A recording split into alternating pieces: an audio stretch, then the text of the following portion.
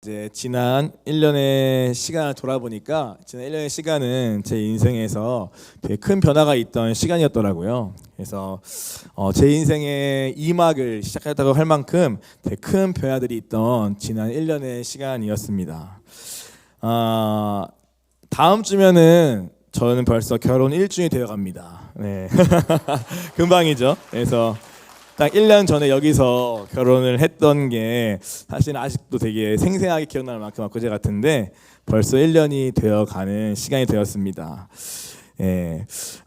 그래서 가장 큰 변화는 아마 제가 주님 안에서 이 가정을 이루게 된 것일 것입니다. 함께 하얀 날 세워갈 아내도 허락하시고 또 부모님과 많은 분들의 도움으로 또 살 수 있는 좋은 집도 생기고 심지어 차도 생겼습니다. 그리고 최근에 보니까 또 하나의 선물이 있었는데 그건 바로 이제 저를 위해 기도해 주시는 우리 장모님이 계십니다. 그래서 지난번에 식사기도 밥 먹고 갑자기 우셔가지고 기도하시다가 그러면서 우리 뭐 사위하면서 훅 우시는데 그런 좀 제게 이제 안 계셨던 그러한 기도하시는 부모님이 안 계셨는데 네, 장모님이라는 또 귀한 동역자도 주신 것 같습니다. 네, 그리고 되게 더디지만 저희 부모님도 서서히 주님께 돌아오고 계시는 것 같습니다. 그래서 어머니는 제가 막 뭐라 해가지고 이제 교회 나기 시작하셨고요. 집 앞에 있는 교회 가깝게도. 그리고 아버지는 어제 이제 술 한잔 드시더니 전화 오셔가지고 이제 뭐 내가 지금 좀 아직 하나님께 못 가고 있다 이러시면서 이제 예, 그렇지만 언제 갈 거야 이러시고 이제 그렇게 이제 또 통화하시면서 이제 뭐 어쨌든 간에 감사했습니다. 네, 그래서 이 모든 것이 제가 한 것이 아니기 때문에 다 주님의 은혜임을 고백합니다. 그리고 이제 4월에는 목사 안수를 받게 되었습니다. 참 지금 생각해도 내가 어떻게 받았을까 싶을 만큼 벌써 안수를 받은 것 같은 느낌이 사실 많이 큰데 근데 되고 나서 보니까 목사는 이제 돼서 되는 것이 아니라 된 다음에 만들어지는 것 같더라고요. 그래서 제가 이제 제일 목사인 다음에 제일 많이 하는 게 뭐냐면은 바로 식사기도입니다. 식사기도. 예. 무슨 자리마다 가면은 이제 목사님이라고 기도하세요 하면은 이제는 뺄 수가 없으니까 하는 거예요. 근데 처음에는 그냥 했는데 하다 보니까 이제는 미리 생각하고 있어요. 오늘 하겠고 싶어가지고 미리 하면 생각하고 조금 더 진지하고 길게 하려고 많이 이제 애쓰면서 혼자서 이러면서 목사가 되어 가나 보다 생각을 이제 혼자 해보기도 하고요. 또 이제 신목사님 기억하면서 흉내를 많이 내보기도 하는 것 같습니다. 이때 이렇게 했을까 하면서 한 번 더 찾아가 보고 말 걸어보면서 그런 식들을 해보기도 했던 지난 1년인 것 같습니다. 그리고 이제 지난 수양회 끝나고 이제 이후에 이제 느헤미야 말씀을 큐티하면서 하나님께서 다음 세대에 무너진 성벽들을 또 보게 하셨고 기도하던 중에 성령의 소원을 따라서 더비기도학교의 중등 과정을 함께 만들어간 일에 참여하기도 되었습니다. 원래 학교는 제가 교회에 있지만 학교는 저 상관이 없는 좀 그러한 일이었는데 근데 하나님이 기도하는 중에 마음 주셔서 저 같은 자에게도 이 일에 참여하신 것이 또한 저의 은혜이고 감사의 제목인 것 같습니다. 그리고 이것은 좀 작은 얘기긴 하지만 제가 이제 최근에 한 벌써 6개월 돼가나요? 이제 그 강릉으로 갈 공동체를 꿈꾸면서 가서 뭐 할 수 있을까 그런 사업들을 좀 이제 함께 고민하다가 홍창민 지사하고 계시는 클리농이죠. 클리농 사업 홍보 아닙니다. 네, 클리농 사업에 제가 청도 사업을 제가 이제 함께 알바를 하고 있어요. 근데 하면서 이것이 어떻게 또 나중에 공동시설이 될 수 있을까? 어떻게 이것이 또 청년들의 또 그 먹을 것을 위한 또 어떠한 그런 기반이 될 수 있을까? 이러한 고민하면서 함께 하고 있는데 하다 보니까 또 처음엔 이제 청소기만 열심히 했다가 지금은 또 감사로 한 사무실도 맡아가지고 이제 열심히 하고 있습니다. 이러한 변화도 저에게는 감사의 제목이고 아직은 다 모르지만 무엇보다 창립사님이 굉장히 뜨거운 마음으로 하고 계세요. 그래서 청년들 10명 데리고 지금 하고 계시는데 그거 쉽지 않지만 감당하시는 모습이 저희는 또 감동이고 또 감사한 제목인 것 같습니다. 이렇게 이 설교를 또 준비하면서 돌아보니까 이렇게 크고 작은 것들이 제 인생에 감사한 것들이 벌써 이렇게 쌓여 있는 것을 보게 됩니다. 아마 여러분도 이거 준비하시면서 한 해를 돌아볼 때에 아마 각 사람마다 구체적인 감사 제목이 있을 것 같습니다. 아마 행사 준비 때문에 바빴지만 그래도 이제 예배 끝나고라도 가정 안에서 사랑방 안에서 서로의 이 감사한 제목을 나눠보는 것도 좋을 것 같아요. 저도 이제 막연히 생각했는데 이렇게 써보니까 더 좋더라고요. 그래서 이제 그런 시간도 나눠보시면 좋지 않을까 싶습니다. 우리 중고등부 아이들한테 제가 이제 부탁했거든요.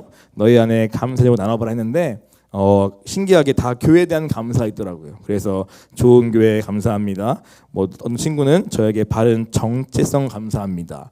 또 인생을 낭비하지 않게 감사합니다. 또 바른 길로 감사합니다. 이런 것들이 많아가지고 다 우리 안에 말을 안 하지만 해보니까 또 이러한 것들이 있구나는 것을 또 느끼게 되는 것 같습니다. 저도 이렇게 쓰다 보니까 제 마음이 새로워지는 것 같아요. 정말 이런 게 있었구나 하는 것을 보면서 새로워지는 것 같은데, 사실 바꿔 말하면 무슨 말이냐면은 이 예배 추수감사주의를 준비하기 전까지는 사실 제가 앞서 말했던 모든 감사하는 것들을 많이 놓친 자리에 있다는 것을 제가 사실은 몰랐던 것 같습니다. 감사라는 것이 어느새 과거의 일로 되어가지고 오늘 나의 삶에서는 감사보다는 사실은 불평과 불만, 온갖 부정적인 말들과 생각이 내 입술에 훨씬 더 많다는 것을 오히려 제가 준비하면서 오히려 제가 좀 돌아보게 된 것 같아요. 가정을 얻고 나니까 감사하지만 또 이게 자녀를 구하는 마음이 생기잖아요, 그렇죠? 이것이 또 내 원함과 기대만큼 쉽지 않다는 것을 또 체험하면서 겸손한 마음으로 기도도 하지만 또 한편 어느 생각부터 염려와 근심이 또 올라오는 자신을 보게 되기도 합니다. 또 부모님의 구원을 생각할 때 또 급한 마음 때문에 당장 안 바뀌시는 모습 때문에 불평과 불만이 생기고 또 저도 모르게 무력해지는 자신을 또한 보게 되는 것도 같습니다. 또 감사함으로 목사가 되었지만 어느새 힘들고 어려운 자리는 자꾸만 피하고 싶어하고 불평하는 제가 보입니다. 그러다 보니까 그저께 제 꿈에서 이런 꿈을 꿨어요. 뭐냐면은 이게 배 같은 곳인데 거기에 이제 목사님도 계시고 제 아내도 있고 뭐 청년들이 있고 제가 있더라고요. 근데 이제 목사님 저한테 뭐 시킨 것 같은데 그걸 제가 하기 싫어했어요. 그러니까 목사님이 혼냈습니다. 그래가지고 바로 죄송합니다 하면서 이제 했던 그 꿈이 이제 생생합니다, 아직도. 그래서 뭔가 내가 내 상태인가 보다 생각이 싶어가지고 이제 조금 그런 꿈도 꿀 만큼 뭔가 이제 십자가를 지으라는 마음으로 시작하는 목사 어떤 안수를 받은 거였지만 항상 어려울 때, 힘들 때, 뭔가 문제 앞에서 뭔가 주저하고 피할 길 찾는 제가 있다는 것을 다시 보게 되었습니다. 또 느헤미야 말씀으로 시작했는데 오늘 가보니까 보이는 현실과 문제, 어려움이 있을 때마다 오늘 불평하는 말들을 쉽게 꺼내게 되고 또 오늘 내가 받기야 할 부분보다도 남을 향한 것들을 더 쉽게 말하는 저를 보면서 내가 지금 어디에 있는가 또 다시 한번 보게 되었고, 또 청소도 열심히 알바하지만 하다 힘들 때마다 왜 하고 있지? 하는 생각도 하는 저를 순간순간 보게 됩니다. 문제는 이것입니다. 문제는 누구나 하다 보면은 어렵고 힘들어지면은 또 뜻대로 안 될 때 포기하고 싶고 또 원망이 올라오죠. 불평이 올라옵니다. 원망, 불평이 당연한 것인데 문제는 뭐냐면은 이런 상태를 오래 방치하는데 그 문제가 있는 것 같습니다. 그 말들이, 그 감사 잃어버린 상태가 내 영혼에 미치는 영향은 생각하지 않은 채로 내 생각, 감정, 마음의 소리들을 적극적으로 주님 앞에서 바꾸려 하지 않는 데에 저는 문제가 있다는 생각이 들었습니다. 그러다 보니까 어느새 그냥 그것이 일상화가 되어버리고 나도 모르게 기대도 없이 그냥 일상과 루틴을 살아가는 그러한 삶만 남은 것 같은 그러한 제 모습을 이번에 설교를 준비하면서 돌아오면서 또 보게 되는 것 같습니다. 성경은요, 이와 같이 감사를 잃어버린 우리를, 이 감사 잃어버린 것이 바로 죄의 본질이라고 말씀하고 있습니다.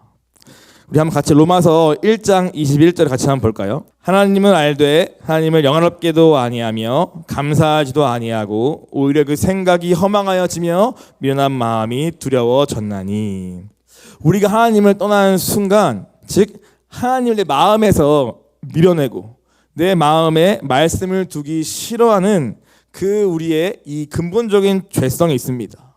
그 죄성을 그대로 방치한 상태가 바로 감사를 잃어버리는 결과를 가져오게 되는데요.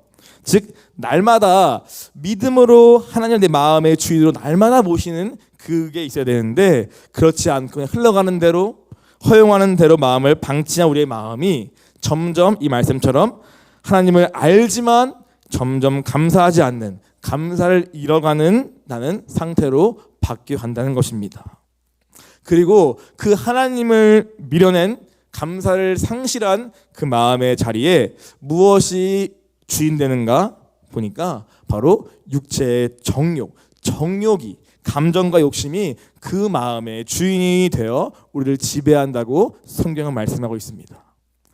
내 육체로부터 올라오는 감정과 욕심들이 하나님의 자리를 차지해버리고 그 정욕이 나의 주인 되어서 나를 이끌어가는 것이 계속될수록 우리의 주님을 향한 이 많은 감사들은 다 사라지게 된다고 성경은 말하고, 그래서 감사를 잃는 것이 죄의 본질이라고 성경은 말씀하고 있는 겁니다. 왜 그렇습니까? 정욕은요, 끊임없이 내가 가지지 못한 것을 향한 탐심을 부추기는 거예요. 그래서 내 눈이 하나님 주신 것과 그분과의 관계에서 누린 감사를 놓쳐버리고 내게 없는 것들, 내게 안 주신 것들, 내가 못 가진 것들에 집중하게 만드는 것이 바로 이 정욕이 주인된 정욕이 하는 우리 안의 일입니다. 바로 그때부터 내 마음에는요, 감사는 사라지고 원망과 불평과 불안과 두려움으로 채워지게 되는 거예요. 최근에 우리가 그 부모교육에서 봤던 그 불안 세대 있지 않습니까? 그게 이제 우리의 다음 세대가 이제 일컬어서 불안한 세대라고 이제 말하는 건데요.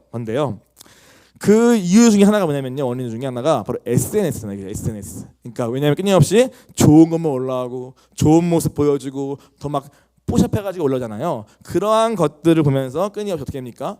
하고 싶다, 갖고 싶다, 왜 난 없지? 이런 거를 이제 보면서 우리 마음속에 비교하게 되고, 또 그것이 내 정욕을 발동시켜가지고 오늘 자꾸만 내 마음에서 감사보다는 안 된 거, 없는 거를 더 많이 보게 되지 않습니까? 오늘 그러한 영향이 나도 모르게 이 에세이에 내게 들어오고 있는 거예요. 그것이 바로 이 정욕이 내 마음에 자꾸만 주님을 밀어내고 주인 되려고 하는 그러한 우리의 상태라는 것입니다. 우리가 아까 봤던 로마서 1장 21절에 보니까 뒤에 이런 말이 나오죠. 감사하지 아니하고 오히려 그 생각이 허망하여지며 미련한 마음이 두려워졌나니 라고 나옵니다. 여기서 허망하다라는 말이 나옵니다. 생각이 허망하여지다라는 말이 나오죠. 이게 무슨 뜻입니까? 언어로는요, 쓸데없다, 목적이 없거나 결과를 생산하는데 무력하여 쓸모없다는 뜻이 있다고 해요. 생각이 허망해지는 건 한마디로 생각이 오늘 제 기능을 못해서 결과를 잘 못 내는 그러한 상태가 바로 생각이 허망하여지는 상태라고 합니다. 즉 이 말씀을 통해 보면요, 오늘 육체의 정욕이 주인 되면요, 우리의 생각이 허망하여진다, 쓸데없어진다, 제대로 작동하지 못한다 말하고 있습니다. 즉 정상적인 아웃풋이 못 나온다는 거예요. 그것이 바로 허망하여진다의 뜻입니다. 그런데 뭐가 재밌냐면요, 감사와 생각은 아주 깊은 연관이 있습니다. 그것을 이 단어로 알 수 있어요. 단어로 영어로 감사는, 생각은 think고 감사는 think잖아요. 둘의 이 어원이 사실상 같다고 하더라고요. 영어 단어의 think는 감사함을 전하다는 뜻의 지금 고대 영어의 판치안이라는 것에서 시작되었고, 오늘 그 판치안의 뜻 중에 하나는 생각하다는 뜻이 있다고 합니다. 그래서 thank와 think 둘 다 같은 어원에서 나온 단어라고 해요.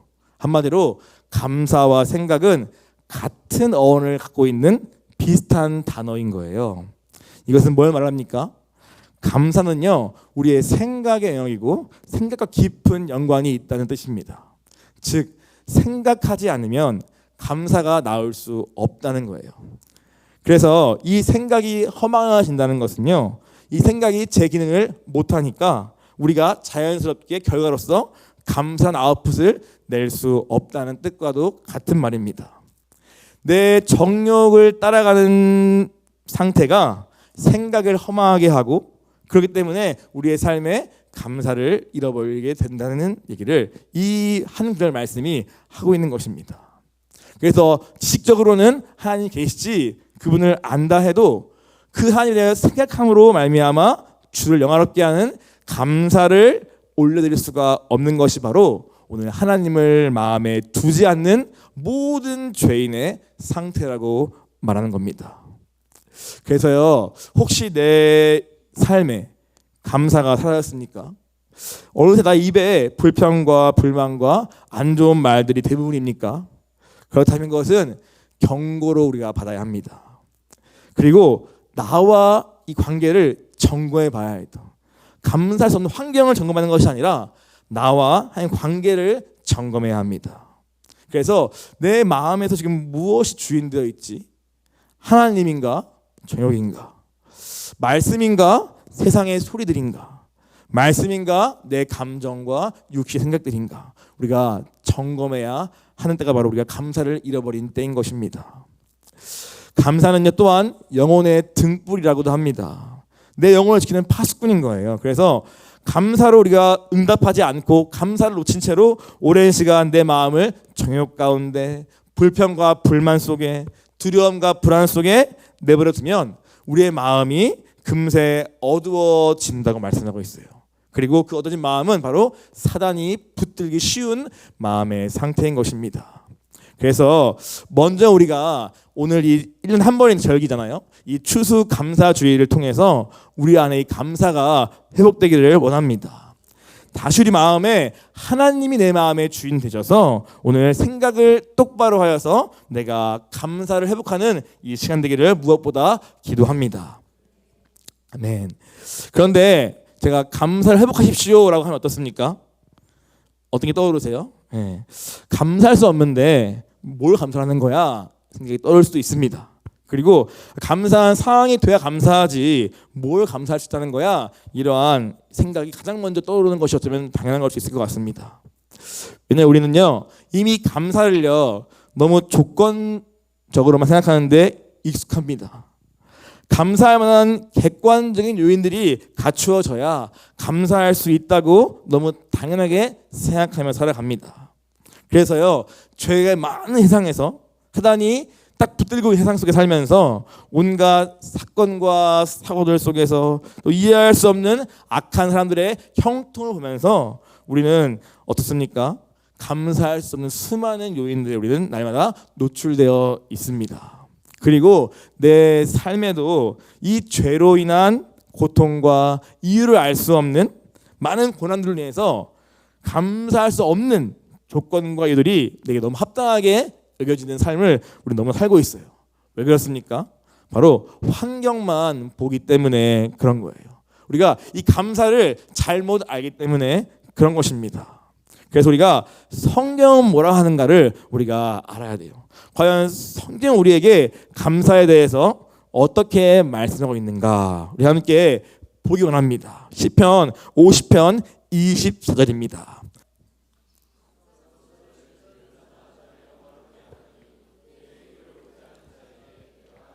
구원을 보이라. 우리가 참 많이 읽었던 우리가 감사에 대한 성경 말씀입니다. 감사로 예배드리는 자가 영화롭게 하니 그 행위를 옳게 하는 자에게 내가 하나님의 구원을 보이라. 성경은 말씀하고 있습니다. 무엇입니까? 성경은요, 감사에 대해서 환경이나 조건에 대한 얘기 없이 감사는 무엇이냐? 우리가 구원받은 백성이 하나님께 마땅히 드려야 할 옳은 행위라고 먼저 말씀하고 있습니다. 그리고 그 옳은 행위를 하는 자에게 하나님의 구원을 보이는 그러한 믿음의 반응이 바로 우리의 감사가 되어야 한다고 말씀하십니다. 소유리 문답에 나와 있죠. 인간의 첫 번째 되는 계명이 무엇이냐, 본분이 무엇이냐, 우리를 지은 목적은 하나님을 영화롭게 하기 위함이라고 말씀하시는데, 바로 그 영화롭게 하는 방법이 무엇이냐? 오늘 말씀 보니까 오늘 우리가 주님께 드리는 감사의 고백, 감사의 찬양, 감사 예배가 바로 주님을 영화롭게 하는 인간의 첫 번째 본분이라고 말씀하시는 겁니다. 이것이 그리고 우리에게는 주님 보시기에 옳은 행위라고 말씀하시면서 우리가 살아야 할 삶의 방식이라고 오늘 말씀하시는 거예요. 그리고 그렇게 사는 자에게 내가 구원을 보일 것을 주님이 약속하십니다. 감사는 그냥 조건적으로 하는 나의 반응, 어떠한 조건에 맞는 나의 아웃풋이 아니라 오늘 내가 주님께 마땅히 드려야 할 나의 옳은 행위이자 그리고 나의 믿음의 표현이자 그럴 때에 주님이 그것을 받으시고 주님의 구원에게 보이신다고 말씀하시는 것입니다. 이것이 바로 주님 말씀하시는 감사예요. 또 그만큼 중요하기 때문에 감사를 주님은 우리에게 뭐라 하십니까? 우리가 반드시 해야 할 순종의 제목, 곧 명령이라고 우리에게 말씀하십니다. 함께 말씀 볼까요? 데살로니가전서 5장 18절입니다. 데살로니가전서 5장 18절 함께 읽겠습니다. 범사에 감사하라. 이것이 그리스도 예수 안에서 너를 향하신 하나님의 뜻이니라. 아멘. 범사, 모든 일에 감사하라고 우리에게 말씀하십니다. 명령어죠, 그렇죠? 이것이 뭐냐? 너를 향하신 하나님의 뜻이다라고 말씀하시는 거예요.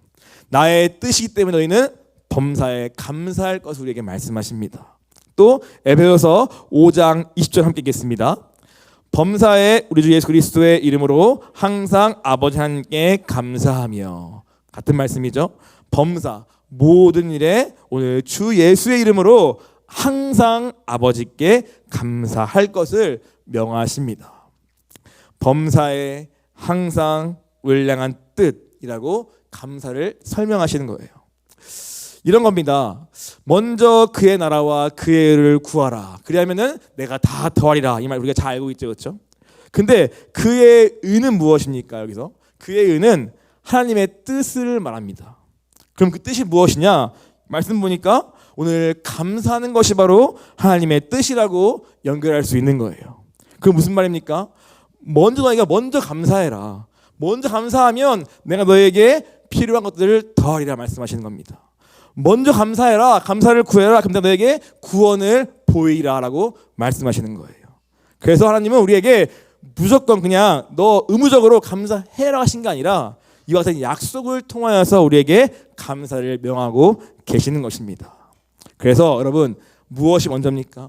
환경과 상황이 바뀌어서 감사하는 것이 아니라 먼저 어떠한 상황 중에도 주님 때문에 내가 감사를 주님께 선택하는 것, 그것이 먼저라고 우리에게 말씀하시는 겁니다. 가난할지라도 궁핍할지라도 어려울지라도 이해할 수 없는 고난 중에 있을지라도 먼저 그의 나라와 그의 의를 구하라. 곧 먼저 하나님의 뜻인 감사를 주님께 올려드리라. 그러면 내가 너에게 구원을 보이라. 내가 필요한 것을 공급하리라. 우리에게 말씀하시는 겁니다. 그것이 바로 성경이 말씀하시는 감사에 대한 정의고 감사의 명령인 것입니다. 고난 중에 계십니까? 혹시 어려움 가운데 처하셨습니까?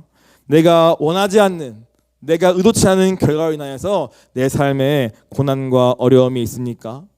그럴지라도 오늘 이 말씀처럼 먼저 감사함으로 주님 영화롭게 할 것을 선택하기 원합니다. 상황과 환경, 조건에 관계없이 오늘 나의 믿음으로 나의 옳은 행위로 주를 영화롭게 하는 저와 여러분 되기를 원합니다. 그럴 때 주님 약속처럼 나의 구원을 보이라 라는 그 구원의 경험이 오늘 내 삶 가운데 체험되어지기를 간절히 원합니다. 이 약속을 붙들고 오늘 이 자리에서 우리가 먼저 아멘 화답하면서 우리의 예배가 감사 예배로 각자 상황과 다르지만 그러나 감사로 주님께 올려드리는 그러한 이 시간 되기를 기도합니다. 아멘. 그런데 사실 쉽지는 않아요. 저도 앞에서 얘기하지만 저도 한 주 지나면서 어떠하지 않게 많은 분들과 대화를 하게 됐어요. 또 기도 인도하면서 이런저런 분의 상황을 알게 되고 그 마음을 알게 되고 또 여러 가지 사건과 또 일들 속에서 또 어려움을 갖고 있는 사람들과의 대화를 하는 시간이 또 뜻하지 않게 이번 주에 있었습니다. 다 서로 다른 이유들로, 그죠? 다 어려움 속에 고난 속에 또 있더라고요. 원망과 불평과 분노 가운데 있기도 하더라고요. 그런 상황 속에 제가 말하는 먼저 감사하라 이 말이 잘 쉽지 않은 거 알고 있습니다. 우리가 감사한 게 많으면은 아멘 할 수 있지만 그렇지 않은 상황 가운데 있다면 참 부담스러운 주님의 명령이자 요청일 수 있습니다. 그런데 그렇다고 하나님 우리에게 무리한 요구를 하시지는 않을 것입니다. 그럼 대체 어떻게 그 감사로 주님을 선택하는 것이 어떻게 가능한가 우리가 한번 생각해 보려고 합니다.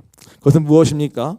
바로 감사하는 자가 될 것을 지금 말씀하시는 거예요.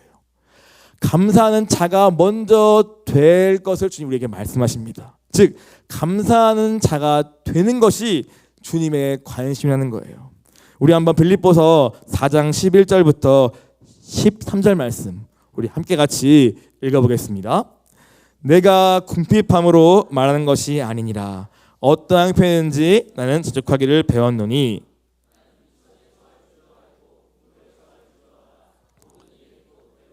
배고픔과 풍부와 궁핍에도 처할 줄 아는 일체의 비결을 배웠노라.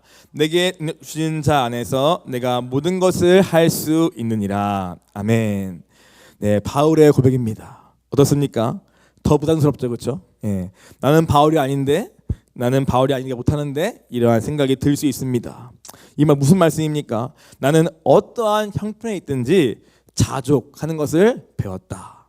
나는 비천에 처하든 풍부에 처하든 배부른 가운데 있든 배고픔에 있든 상관없이 오늘 나는 자족할 수 있는 일체의 비법을 내가 알았다. 어디서? 그리스도 안에서라고 바울이 말하는 것입니다. 이 본문의 핵심은 무엇입니까? 바로 내게 능력 주시는 자 안에서가 바로 핵심되는 구절입니다. 이것을 다른 말로 하면 오늘 내가 먼저 감사하는 자가 되라는 뜻입니다. 내가 어떠한 사람이 되는가가 오늘 감사를 선택할 수 있게 한다는 뜻입니다. 그리고 그것은 무엇이냐? 바로 그리스도 예수 안에 들어가 거하는 것이 바로 내가 감사하는 자가 되는 가장 중요한 비법, 일체의 비결이라고 말씀하시는 것입니다. 그래서 첫 번째, 어떻게 해야 감사하는 자가 되는가 했을 때 바로 예수님이 나의 주인이 되게 하라는 것입니다. 내가 그 안에 들어가는 것이고 그분 안에 들어와 나를 통치하는 그 주님이 주인이 되게 하실 때 내가 감사하는 자로서 감사를 선택할 수 있다고 말씀하십니다. 우리 함께 골로새서 2장 6절 7절 함께 같이 읽겠습니다.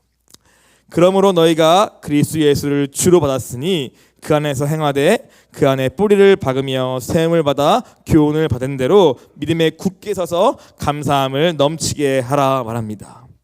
이것이 첫 번째 비결이에요. 무엇입니까? 너희가 이미 예수를 주로 받았다라는 것입니다. 오늘 우리가 믿는 순간 오늘 주님이 우리의 주인이 되셨다라는 것입니다. 근데 무엇이 문제입니까? 내가 그 주님감을 내 마음의 주인에서 좀 밀어내고 오늘 잠깐만 내가 주인 되는 그것이 문제지 오늘 이미 너희는 예수를 주로 받았다고 선언하십니다. 그래서 오늘 우리가 과연 지금 주 안에 과연 있는지 한번 제가 확인해 보려고 합니다. 몇 가지 질문을 좀 빡세게 좀 드리겠습니다. 여러분들 모든 것이 주께로 왔음을 인정하십니까? 그래서 내 모든 주권을 주인 되심을 하나님께 돌려드렸습니까? 좀 잘했네요. 네. 또 맨몸으로 와서 또 빈몸으로 갈 수밖에 없는 존재임을 인정하십니까? 그리고 진짜 내 인생의 운전대를 내 차의 운전대를 주님께 맡기셨습니까? 그렇다면은 그 주님이 내 인생에서 운전을 잡으시고 때로는 나를 푸른 초장에 데려가시지만 때로는 사망의 음침한 골짜기를 통과하게 하신다 할지라도 오늘 나에게 주님은 선하신 목자가 맞습니까? 그분이 나와 함께 하시면 충분하십니까?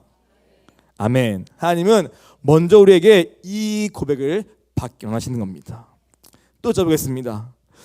욥과 같이 하나님께서 나의 것을 뺏어가셔도 주신 분이 하나님이시니 하나님께서 취할 수 있습니다라고 할 수 있습니까?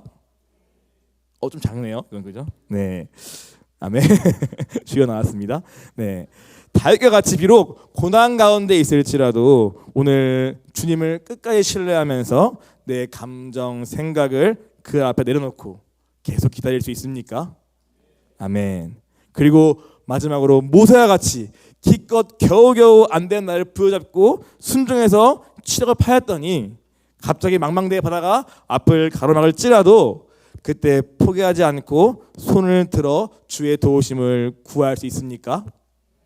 아멘. 바로 이러한 질문들에 우리가 아멘이라고 답할 수 있다면 우리는 그리스도 예수 안에 있는 것입니다. 일체의 비결을 사실 이미 우리가 알고 있는 것입니다. 그럴 때 그리스도의 평강이 우리의 마음을 주장한다고 말씀합니다. 그 평강이 바로 감사의 기초가 되는 겁니다. 즉 내가 그리스도 안에 들어가면, 그리고 내가 그분의 통치 안에 들어가 있으면 우리는 감사를 선택할 수 있는 감사한 자가 된다고 말씀하는 것입니다. 우리 혹시나 이 질문에 아멘을 주저했다면 오늘 이 시간 다시 예수님 안으로 들어가는 우리 되기를 원합니다. 주님 나의 주인 되십니다. 내가 잠깐 또 내 원함과 욕심과 감정에 내어준 내 마음의 보좌를 다시 주님을 믿음으로 모시오니 내 마음의 주님이 주인 되어 주옵소서. 주 그리스도의 평강으로 나를 주장하여 주옵시고 어떠한 상황에서도 감사하는 자가 되게 하여 주옵소서. 이것이 저와 여러분의 기도이자 고백이기를 원합니다. 두 번째로 어떻게 감사한 자가 되는가 보니까 바로 말씀에 깊이 뿌리를 박으라고 말씀합니다. 골로에서 2장 7절 함께 한번 읽겠습니다. 그 안에 뿌리를 박으며 세움을 받아 교훈을 입은 대로 믿음에 굳게 서서 감사함을 넘치게 하라 말합니다. 감사함을 넘치게 하라 하는데 어떻게 하냐? 바로 그 안에 뿌리를 박으라는 것입니다.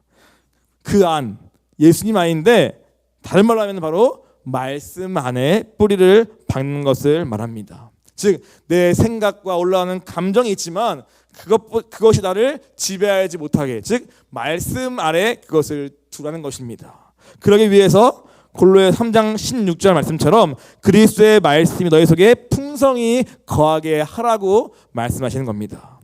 즉 말씀이 내 안에 풍성히 거하게 하고 그 말씀에 순종함으로 내 믿음이 거기에 뿌리를 박으면 오늘 감사는 쉬워지더라라고 우리에게 말씀합니다.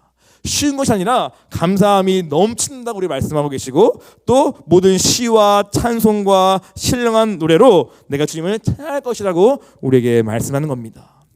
여기에는요 어떠한 전제나 조건이 달려있지 않아요.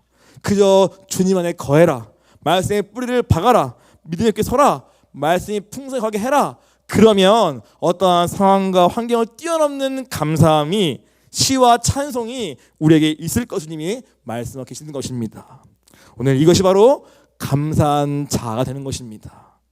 그냥 단순히 자기개발식으로 맹목적이고 감사합시다 이런 어떤 긍정의 힘을 말하는 것이 아니라 그것은 무엇입니까? 그것은 한계가 있습니다. 당장은 내 마음이 바뀔 수 있지만 우리를 부자연스럽게 만들 수밖에 없어요.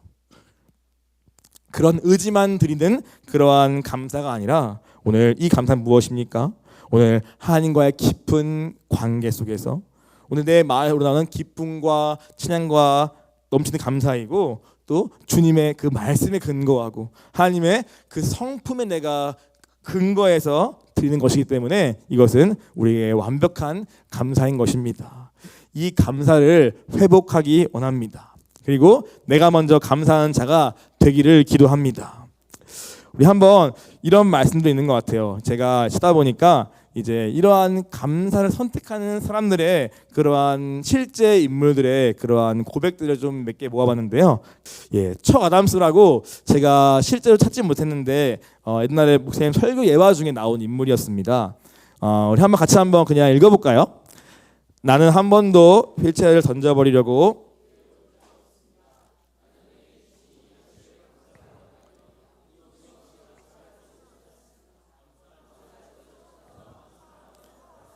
이분은 어릴 때부터 이제 휠체어를 탔던 그러한 인물, 그 사람이신데 오늘 그 휠체어를 던지기 위해서 기도하기보다도 오늘 현실을 받아들이고 거기서 감사함을 찾으면서 살았던 그의 그런 예화가 오늘 있었습니다. 또 그 다음 볼까요?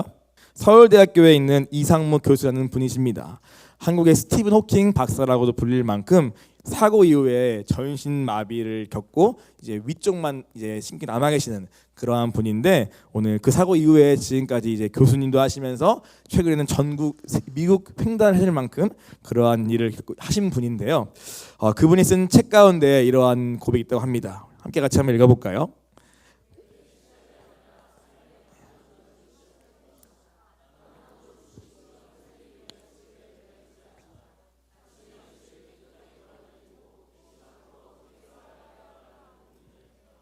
예, 이것이 그분이 사고 나서 거의 큰 사고도 불구하고 뭐 6개월 만에 다시 복귀했던 그러한 분이신데 이렇게 말씀하시는 거예요. 사고는 불행의 시작이 아니라 내 삶의 방향 전환의 시작이었다 고백하고, 나는 내 죽은 신경을 살리기 위한 치료에 매달리지 않고 이것을 받아들이고 오히려 남아있는 이 위에 남아있는 그 부분을 가지고 무엇을 할 수 있을까를 고민했다고는 말씀하십니다. 또 그다음 한번 볼까요? 자, 이건 닉 부이치치입니다. 함께 읽겠습니다. 우리는 언제 행복해질 수 있을까를 고민합니다.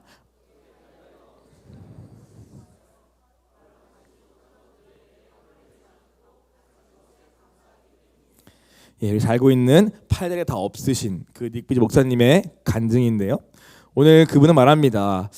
팔다리를 구할 때가 있었다. 그러나 어느 순간부터는 구하지 않고 내게 있는 것들로부터 주님께 은근 돌릴 것을 내가 찾으면서 감사를 배웠다라고 말하고 있습니다. 이분들의 그 공통된 특징은 무엇입니까? 바로 주어진 환경에 굴복되지 않고 또 그 환경이 주는 육체의 감정과 생각에 끌려가지 않고, 그리고 정욕을 따라 내게 없는 것들을 막 구하면서 불평하거나 분노하지 않고 내게 남겨주신 것, 내게 주신 것들에 집중하면서 그 상황 속에서 내가 주께 돌릴 영광이 무엇인가를 찾고 집중한 사람들이라는 것입니다. 무슨 말입니까? 감사는요, 환경에 따라서 수동적으로 하는 반응이 아닙니다. 감사는요, 굉장히 적극적인 삶의 태도라고 말하고 있는 거예요.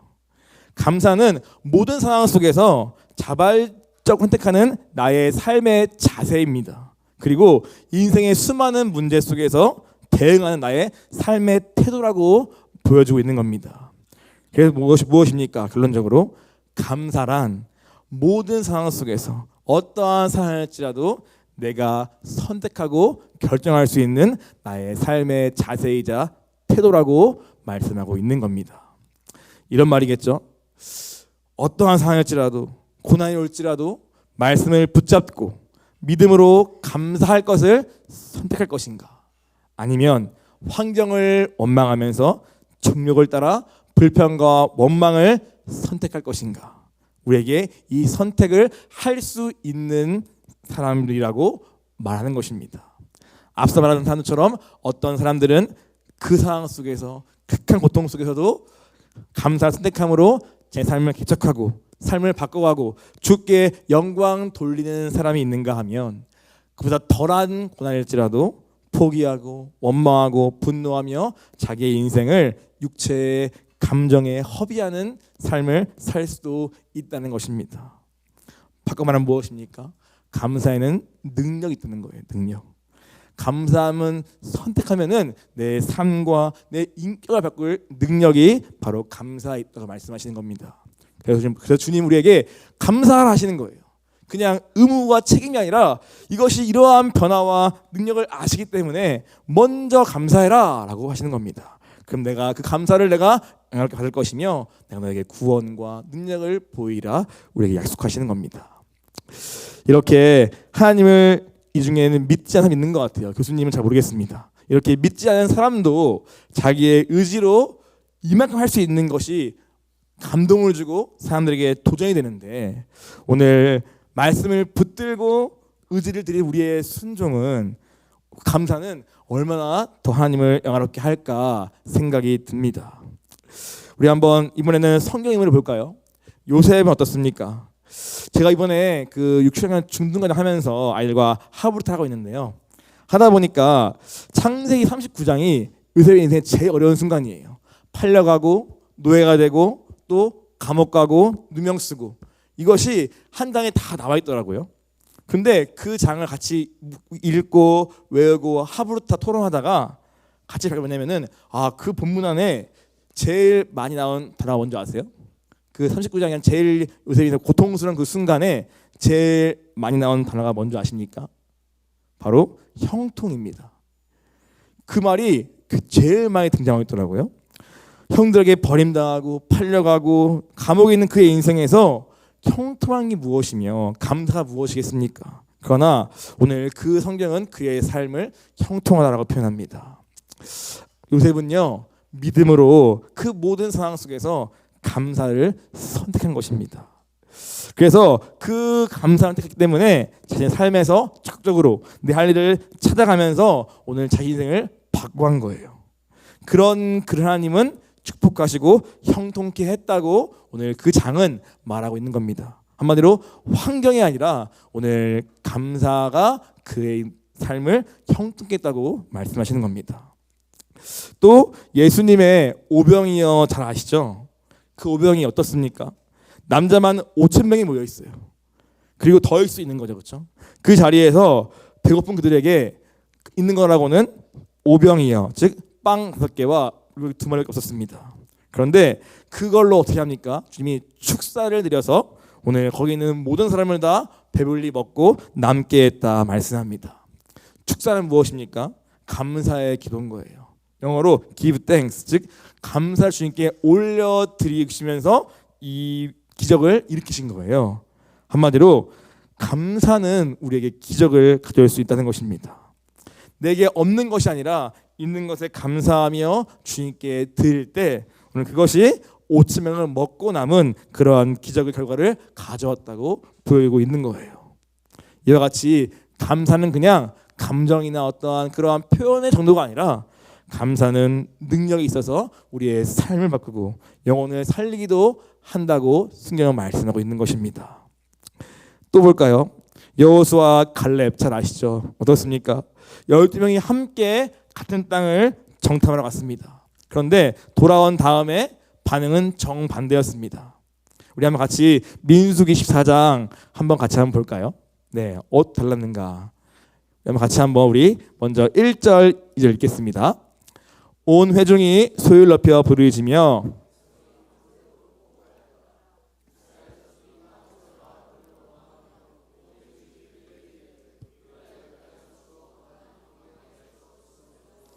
네, 이거는 무엇입니까? 10명의 정탐꾼이 했던 반응입니다. 오늘 그 가나안 땅을 정탐한 다음에 그 현실과 상황을 보고 오늘 원망과 또 분노와 모세를 향한 그러한 반역을 일으키는 그러한 10명의 정탐꾼의 모습입니다. 객관적인 분석을 통하여서 안 된다라고 말하고 있는 것이죠. 그러나 우리 6절과 8절 함께 읽겠습니다. 그 땅을 정탐한 자 중 눈의 아들 여호수아와 여분네 아들 갈렙이 자기들의 옷을 찢고 이스라엘 손에 온 회중에게 말하여 이르되 우리가 두루 다니며 정탐한 땅은 심히 아름다운 땅이라 여호와께서 우리를 기뻐하시면 그 땅으로 인도하여 드리시고 그 땅 우리에게 주시리라. 이는 과연 젖과 꿀이 흐르는 땅이라. 아멘. 얼마나 다른 반응입니까? 오늘 그들도 똑같이 봤습니다. 똑같이 객관적인 그 덩치의 차이와 그 땅의 현실을 경험했습니다. 그러나 그들은 어떻게 고백합니까? 그 땅은 심히 아름다운 땅이라. 오늘 주님이 우리를 기뻐하여서 그 땅에 들이시면 우리 것이 될 것이다. 그리고 과연 그 말씀 그대로 젖과 꿀이 흐르는 땅이라라고 고백합니다. 어떻게 가능합니까? 오늘 10명은 환경과 상황을 보았습니다. 그러나 이 여호수아는 그 하나님의 약속의 말씀을 붙들고 그 말씀 있는 믿음으로 그 땅을 보았기 때문에 감사를 넘치게 할 수 있는 것입니다. 그리고 이 감사는요 그냥 말이 끝이 아니라 이후에 그들이 적극적으로 그 땅을 취하는 그러한 놀라운 믿음의 행동을 가져오게 되었습니다. 같은 땅을 보아도 이렇게 다를 수가 있는 것입니다. 만약 이렇다면 우리가 요셉이든 예수님이든 갈렙과 여호수아든 이것이 성경의 실제 이야기라면 오늘 우리는 어떠한 삶의 자세를 취하시겠습니까? 진정으로 감사하는 것을 선택하시겠습니까? 아니면 내 정욕과 감정과 육체의 눈을 따라 선택한 삶을 살겠습니까? 그 차이는 어마어마한 변화와 결과를 가져왔음을 성경 우리에게 보여주고 있는 것입니다. 그러므로 어떻게 합니까? 우리가 먼저 감사하는 자가 되어서 인생의 모든 순간마다 선택하는 저 여러분 되기를 원합니다. 그래서 그 감사로 주를 영화롭게 하고 그 감사가 우리에게 구원을 경험하게 하고 더 나아가 내 삶과 인격을 바꾸는 그러한 능력까지 경험하는 그러한 감사 예배를 올려드리는 매일매일의 저 여러분 되기를 원합니다. 아멘. 끝으로 이제 이와 같이요, 감사에는요 능력이 있습니다. 그냥 처음에 말인 줄 알았고 그냥 순간의 선택인 줄 알았는데 하고 나니까 오늘 주님이 능력을 우리에게 베푸시는 거예요. 그래서 시편 100편 4절 말씀 함께 읽겠습니다. 우리가 맑은 말씀이죠. 시편 100편 4절 함께 읽겠습니다. 감사함으로 그의 문에 들어가며 찬송함으로 그의 궁정에 들어가서 그에게 감사하며 그의 이름을 송축할지어다 말합니다. 아멘. 우리가 많이 찬양하는 곡이죠. 감사함으로 그의 문에 들어가며 찬송함으로 그의 궁정에 들어가서라고 말합니다. 여기서 감사가 오늘 하나님의 문에 들어가서 말씀하는 거예요. 그분한 찬송이 그의 궁정에 들어간다고 말씀하시는 거예요. 즉 감사 선택하면은 우리가 하늘에 있는 주님의 그 문에 들어가게 되고 그의 궁정에 들어가서 거기 안에는 그 문과 하늘에 있는 것들을 내가 만나고 얻게 된다고 말씀하시는 겁니다. 무엇보다 그 전에 계시는 하나님을 만날 것입니다. 그래서 그분의 그 성품 우리가 경험할 거예요. 긍휼과 사랑과 자비의 주임을 만나면서 내 인격의 변화가 이 감사함을 통하여 시작될 것입니다. 고난 중에 감사를 하기 바랍니다. 그러면 내 결과는 안 바뀔지라도 내 안에 그분의 형상이 회복되게 될 것입니다. 또 그 전에 있는 것은 무엇입니까? 하나님의 온갖 무기들과 신령한 지혜가 있을 것입니다. 즉 이 땅에 살면서 사단이 우리를 공격하고 원망과 불평으로 나를 쓰러뜨리려고 하고 나를 광야에서 엎드려지게 할 모든 만만의 준비를 갖추고 우리에게 다가올지라도 감사함으로 그의 문에 들어가고 그의 궁정에 들어가면 거기에 있는 모든 주님의 권세와 능력이 우리에게 부어져서 우리의 이 땅의 삶에 승리케 한다고 말씀하시는 것입니다. 그리고 신령한 지혜를 주셔서 요셉처럼 노예로 팔려가도 감옥에 가도 거기서 하나님의 형통을 경험하면서 주의 뜻을 이루어가는 그러한 자들로 우리를 사용하신다고 말씀하시는 거예요. 무엇 때문에? 감사 때문에 말입니다.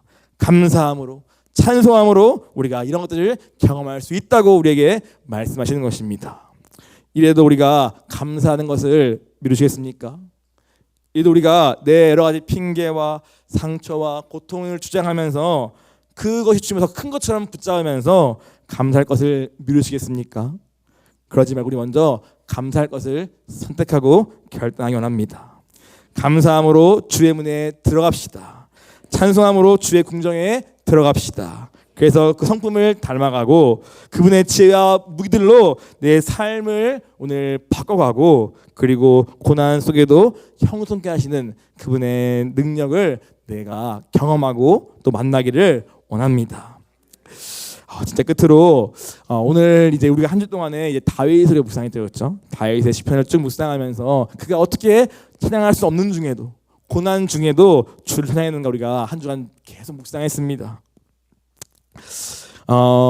어떻게 우리가 뭘 해야 할까 했을 때 저는 듭니다. 저도 그렇지만 우리의 모든 불평하는 상황과 말들을 기도로 바꾸기 원합니다. 그냥 이래 이러면 안 되겠어 이런 사람에 대한 것이든 상황이든 무엇이든 간에 그것을 일상처럼 하고 있지만 우리가 이제라도 그 모든 말들을 주님께 들고 나아가 기도로 바꾸는 우리가 되기 원합니다. 그것이 다윗의 탄원시입니다. 상황을 쭉 설명하죠. 주님 이래 다 말한 다음에 하다 보니까 어떻게 됩니까? 주님이 기도를 바꾸시지 않습니까? 오늘 그 기도를 바꾸는 일이 우리에게 있기 원합니다. 우리 빌립보서 4장 6-7절 말씀 우리 함께 같이 선포해 볼까요? 아무것도 염려하지 말고 다만 모든 일에 기도와 간구로 너희 구할 것을 감사함으로 하나님께 아뢰라. 그리하면 모든 지혜에 뛰어난 하나님의 평강이 그리스도 예수 안에서 너희 마음 생각을 지키시리라. 아멘. 염려하지 말고 모든 일에 그것이 좋든 싫든 비천이든 배고픔이 상관없이 모든 일에 기도와 간구로 우리의 구할 바를 감사함으로 주께 아뢰 것을 말씀합니다. 감사가 먼저 가시는 겁니다. 그리하면 주님의 평강이 우리 지킬 것이고 우리를 인도하시리라 약속하십니다. 감사함으로 주께 나아가 아뢰기를 원합니다. 그리고 기도를 포기하지 마시기 바랍니다. 오늘 당장 안 바뀔지라도, 당장 응답이 오지 않을지라도, 오늘 내 입에서 기도하러 와서도 불평과 원망이 나올지라도 괜찮습니다. 그 기도를 언젠가 주님이 멈추지 않으면 내 입술을 주님이 바꾸실 것입니다. 탄원과 슬픔에서 찬송과 기쁨으로 감사로 바꾸실 것입니다. 그건 주님의 몫입니다. 그때까지 우리가 계속 구하고 나아가기를 원합니다. 그런 다윗의 고백이 오늘 우리가 본문을 읽었던 시편 69편 29절부터 31절입니다. 우리 같이 한번 읽어보겠습니다. 오직 나는 가난하고 슬프오니 하나님이여 주의 구원으로 나를 높이소서. 내가 노래로 하나님의 이름을 찬송하며 감사함으로 하나님을 위대하시다 하리니 이것이 소 곧 뿔과 굽이 있는 황소 드림보다 여호와를 더욱 기쁘시게 함이 될 것이라. 아멘. 분명 29절에는요, 나는 가난하고 슬프오나 시작합니다. 즉 상황은 안 바뀐 거예요. 그러나 그 다음 절 보니 어떻습니까? 내가 할인이라 말합니다. 내가 그렇지만 내가 노래로, 내가 감사함으로, 찬송함으로 주는 위대하시다 할 것을 그는 결단을 선택한 것입니다. 그리고 이것이 뭐냐? 오늘 그 어떠한 황소 드림보다 이런 나의 고백과 선택의 결단이 여호와를 더욱 기쁘시게 한다고 그는 고백하고 있는 것입니다. 오늘 이것이 바로 감사의 능력입니다. 그래서 감사가 주님을 영화롭게 하는 것입니다. 오늘 그 감사함으로 주 나아가오니 주의 구원을 우리에게 보여 주시옵소서. 감사함으로 나아가오니 주님을 닮아가는 우리 되게 하여 주시옵소서. 오늘 감사를 선택하겠사오니 하나님을 영화롭게 하는 우리 되게 하여 주시옵소서. 이것이 우리의 이 추수감사절에 우리가 드릴 주님의 우리의 고백이를 원합니다.